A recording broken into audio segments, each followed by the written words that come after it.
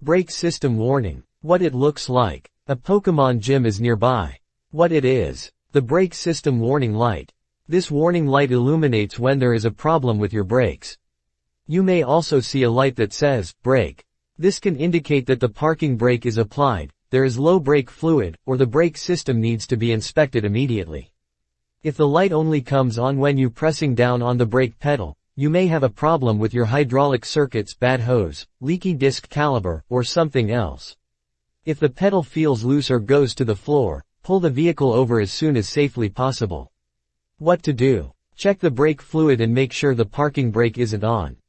If adding brake fluid and releasing the parking brake doesn't turn the light off, have the brake system inspected immediately. If both the ABS and brake light warning lights come on, you could have a seriously dangerous problem with your brakes.